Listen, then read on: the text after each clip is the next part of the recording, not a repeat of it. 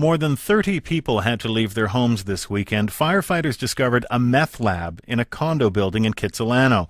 Yesterday's hazardous materials cleanup team spent the day at the property, but residents still have not been allowed to return. So the question is, in such close quarters, how much could contamination from that lab spread into neighboring units?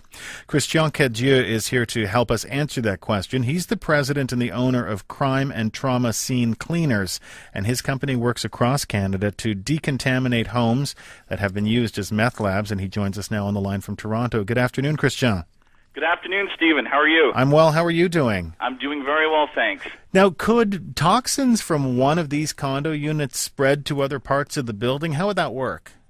Absolutely. Well, first of all, in the clandestine drug lab, whenever a clandestine drug lab has been uncovered or discovered, especially something as serious as a methamphetamine laboratory, the chemicals that are used in the cooking or the manufacturing of this particular narcotic, what happens is that the residue actually permeates.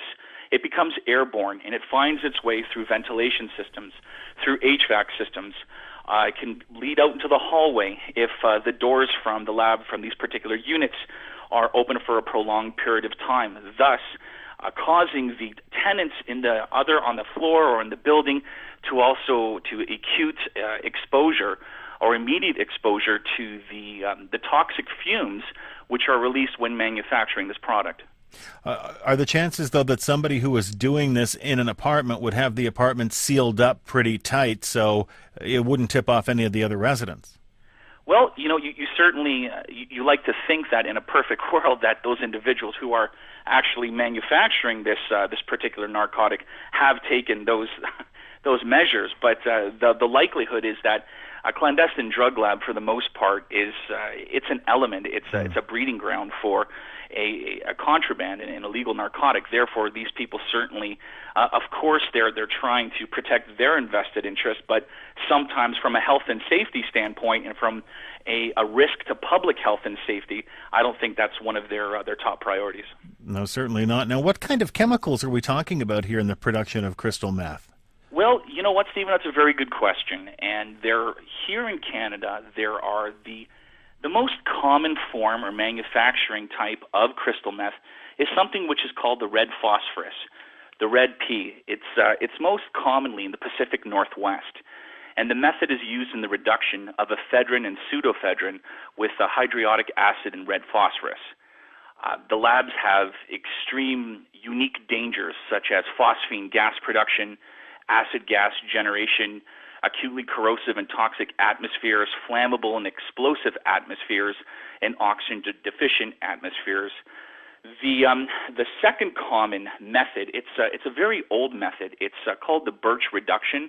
It's an ammonia method. It's also known as the Nazi method because it involves mercury, and it dates back to the days of the Third Reich in Germany. Essentially what it is, that particular method is speed in its true form.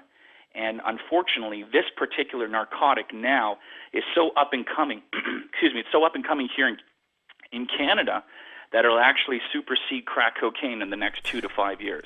Christian, when you're doing your job, how do you determine whether these toxins, because they all sound horrifying, whether these toxins have spread and how bad the contamination is?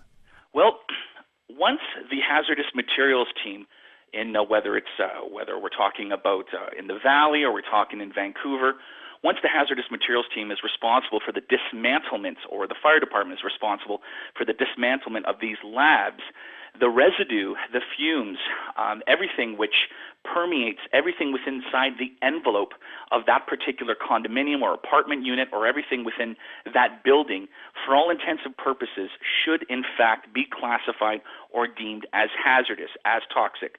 The ventilation system should be completely remediated or possibly replaced.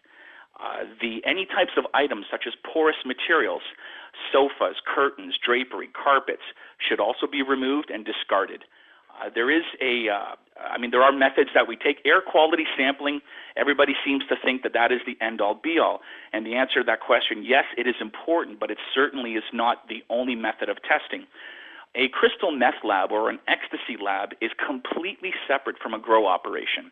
A grow operation, as we know, essentially is mold. Therefore, it requires the tearing or the demolition of a particular area. Right. With a crystal methamphetamine, with a meth lab or an ecstasy lab, any type of chemical laboratory, this is an entirely different animal where everything inside the contaminated area doesn't necessarily need to be demolished, doesn't need to be destroyed. You can, in fact, perform proper decontamination procedures by not removing or tearing out the particular environment. Some of the sampling that we perform is everything from swab sampling to litmus testing to surface sampling, where we then send the samples to different laboratories situated throughout North America, and once we receive a clearance report, we then deem the environment or the area free and clear of any toxins that are produced in the manufacturing of crystal meth. Christian, very, very quickly, give me a couple of things to look for if I suspect there's a meth lab in my building or on my floor. Well, there's certainly different types of odors, an obnoxious odor or an offensive odor that may certainly appear to be chemical-based. Also, in addition to that, the types of the activity that is going on within that particular unit.